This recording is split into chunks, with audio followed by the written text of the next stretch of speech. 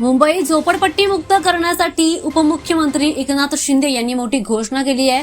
महाराष्ट्राचे उपमुख्यमंत्री एकनाथ शिंदे यांनी मुंबईला झोपडपट्टी मुक्त करण्यासाठी एक मोठा निर्णय घेत हिंदू हृदय सम्राट बाळासाहेब ठाकरे नागरी लोककल्याण अभियान सुरू करण्याची एक घोषणा केली आहे।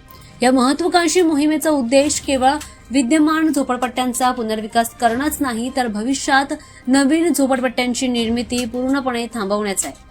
या अभियानाअंतर्गत झोपडपट्टी पुनर्विकासासाठी क्लस्टर रिडेव्हलपमेंट मॉडेल राबवण्यात येणार आहे। यामध्ये किमान 50 एकर क्षेत्रफळ असलेले आणि 51% जास्त झोपडपट्टी क्षेत्र असलेले भाग प्राधान्याने निवडलेले जातील असं देखील म्हटलं जातंय। या योजनेमुळे झोपडपट्टी वासियांना एक सुरक्षित आणि पक्कं घर मिळणार आहे, तर चांगली नागरी सुविधा देखील उपलब्ध होणार आहे असं म्हटलं जात आहे। दरम्यान ही मोहीम केवळ बाळासाहेब ठाकरे यांच्या जन्मशताब्दी निमित्त सुरू करण्यात आली असून त्यांच्या झोपडपट्टी मुक्त मुंबईच्या स्वप्नाची पूर्तता करण्याचा सरकारचा प्रयत्न असल्याचं शिंदे यांनी म्हटलंय, ज्यामुळे आता झोपडपट्टी धारकांना मोठा दिलासा मिळणार आहे।